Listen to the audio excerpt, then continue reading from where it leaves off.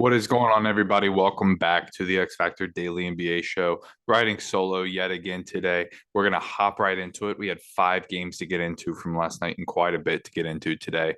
But before we begin, don't forget to like, comment, subscribe, tell some friends. Let's get X Factor and the Daily show rolling. The Toronto Raptors lost on a heartbreaking game winner to AJ Griffin of the Atlanta Hawks, 124 to 122. For the Atlanta Hawks, DeAndre Hunter had 22 points, shot 5 of 14, 1 of 3 from 3, but 11 of 14 from the free throw line is pretty solid. Clint Capella, 18 of 14, DeJounte Murray, 17 and 7. Trae Young, 33 and 12, shot 12 of 21, 2 of 4 from 3. So he's finally starting to turn it around shooting wise, like I've been hoping. And AJ Griffin off the bench, he hit the game winning alley oop layup. Finished with 17 and 5. That he's playing really, really well for them. You know, he's not a guy I really had my eyes on a whole lot before the season started, but he's looking really good, and I think Atlanta really loves him, and they're trying to figure out how to incorporate him in their rotation even more. And for the Raptors, OG Anunoby had 27 and 5. He continues to play really, really well for them. I'm very surprised, offensively at least. Still had 2 steals as well. Thad Young stepped in the lineup, had 18 and 9. Scotty Barnes, 28, 11 and 9. This is what I was expecting to see from Scotty Barnes when I gave my hot take about him finishing in the All NBA team this year. But, nonetheless, still shot 11 to 29 from the field. Not really good there. Malachi Flynn, 17 and 5 off the bench, and Fred VanVleet with 15 and 5 as well. So just a very good game between 2 good teams, and a heartbreaker there. The Indiana Pacers defeated the Orlando Magic 114 to 113. For the Magic, Bol continues to play very, very well, 22 and 11. Mo Bamba had 21 and 9, Franz Wagner with 29 and 5, and RJ Hampton off the bench with 14. This is kind of what you expect. The only thing I'll say is you hear me say it a lot is like inconsistency with this young team, but Bol seems to be pretty consistent for them now. 22 and 11 again last night, 9 and 15 from the field, 2 or 3 from 3. I really like what I'm seeing from Bol. I didn't think he would have a solid role in the NBA. And granted, it might be like he might put up numbers on a bad team, but at the end of the day, it's more than I really thought he would be able to do in the first place. And it's impressive and it's fun to watch, nonetheless. Buddy Hield for the Indiana Pacers finished with 15. Miles Turner 20 and 11. Tyrese Halliburton. Uh, my lord, 22 and 14, 9 of 16 from the field, 3 of 8 from 3. Aaron Nesmith with 19. I think he hit a very clutch shot. It's escaping me now. He either hit the game winner or a very clutch shot to give them the lead late. But nonetheless, good win there for the Pacers. Sitting at 9 and 6, Pacers really could compete in this Eastern Conference for the play-in tournament. I mean, it's something nobody really thought beforehand, but I see it. I really do. For the Minnesota Philadelphia game, the Minnesota Timberwolves came out on top of 112 to 109. Joel Embiid, 32, 9 and 6 with 3 steals. Story for this is Tyrese Maxey is going to be out for a while, on top of James Harden being out. So I don't know what to expect out of this 76ers team now. Maybe they try to make a trade. And Tobias Harris has been rumored to be involved in some trade talks. So we'll see what they do there.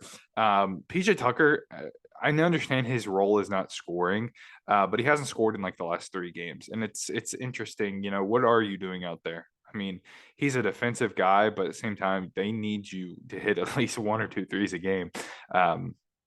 George Niang off the bench had 15. Shake Milton stepped into the lineup and had 27 and 6. And DeAnthony Melton had 19 there. So just, only having Joel Embiid, I think you would still expect him to be able to pick up a victory.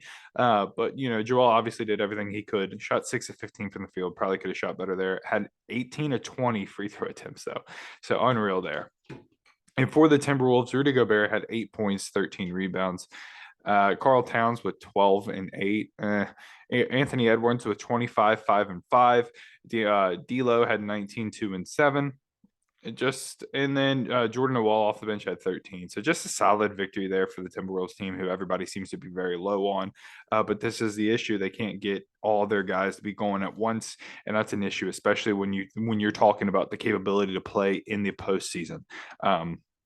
So I don't like everybody knows I don't like this Timberwolves team at all. So we'll move on here. The Utah Jazz defeated the Portland Trailblazers 118 to 113. Lauri Markkanen, after having a great game against Phoenix, continued, had 23 and 10. He shot 7 to 13 from the field. Jordan Clarkson, 28 points, 10 to 23 from the field, only 2 of 7 from 3-point line, but 6 to 6 from the free throw line there. And Malik Beasley continues off the bench to have a phenomenal impact. He had 29 points, 10 of 18 from the field, 6 of 14 from the 3-point line.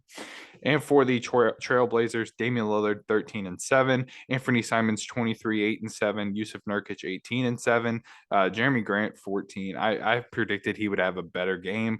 He really struggled against the Nets, kind of a better game nonetheless, but still kind of quiet. And Josh Hart with 19.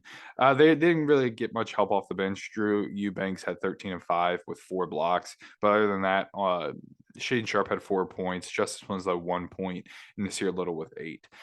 That's my concern with this Trailblazers team, is where's this help going to come from? Because I think especially in the playoffs, teams are going to really focus on Lillard, Simons, and Jeremy Grant. And you need a solid piece off the bench to really help you out. And I don't think this Trailblazers team has it. And I don't know if they have pieces to really trade for one. So we'll see what happens. The Los Angeles Clippers defeated the Spurs 119 to 97. Kawhi Leonard played 22 minutes, shot 5 of 8 from the field, finished with 11 points. Ivica Zubac only had 3 points, had 11 rebounds, 1 block. Paul George with 21. And Reggie Jackson with 20. Norman Powell off the bench is the story. He had 26, shot 10 of 16 from the field, 5 of 8 from 3. This is what you love to see from this Clippers team. Kawhi trying to get things back in, try to get rolling again. Paul George with 21. He shot 8 of 12. Reggie Jackson steps up. Norman Powell steps up. Terrence Mann had 10 off the bench. So they have the pieces for guys who step up on any given night. It's just a matter of doing it now, so nice win there for the Clippers. For the Spurs, Jakob Poeltl, 20 points, 8 rebounds, 1 steal.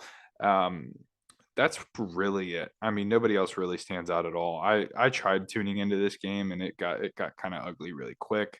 So I tuned out really quick, and I'm glad I did. But that's all the games from last night. Let's go ahead to this Sunday afternoon game slate. We'll start off with the 3:30 game. The Phoenix Suns take on the New York Knicks in Phoenix. I'm going to take the Phoenix Suns. I think they're a really good home team. I think Cam Payne's really playing well for them, and I think Devin Booker is really rolling, and we're going to roll with the hot hand there. At 6 o'clock, 4 and 13 Hornets travel to the 9 and 7 Washington Wizards. I'm going to take the Wizards. I think they're starting to play a lot better. Now it's just a matter of getting some wins in a row and getting some momentum on your side. Also at 6 o'clock, the Pistons travel to Sacramento to take on the Kings.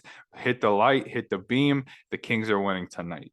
7 o'clock, the Grizzlies travel to Brooklyn to take on the Nets. This is interesting because, we have a couple guys from each team that are out that are key factors. It's Kyrie and Desmond Bane for the Grizzlies. So I do think this is going to be interesting, but I'm going to predict a big night from Kevin Durant. So give me the Nets to come out on top.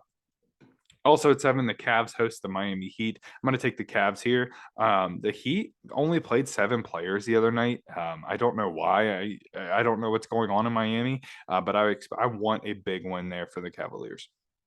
Also at 7 o'clock, the Rockets host the Warriors. This Warriors team's defense is not good. Where with a young team like this that has the potential to have like a scary, weird, hot night, I think this could be interesting. So I will swerve. I will take the Rockets, but I'm not very confident in it. 7:30, the Mavericks host the Nuggets again. These two teams played the other night. I will take the Mavericks again. I still don't think Jokic will be playing. And even still, I think this Mavs team is a couple wins in a row now. Let's try to keep this going. And last game of the night, the 4-10 Lakers host the 6-11 Spurs. I'm going to go with the Spurs. I just think it's fun at this point to pick against the Lakers because they're not very good, no matter what. They are 4-0. I think I saw without LeBron, or 3-0, one of the two. So I do think we have a big night potentially for Anthony Davis. I'm just kidding. I'm definitely going to take the Lakers here, but I think a big night from Anthony Davis. But yeah, that's all the games we have tonight. We got a lot of stuff coming your way, so be sure to stay tuned. We appreciate all the love. Like, comment, subscribe, tell some friends. Let's hear from you guys. We appreciate you. Have a good night.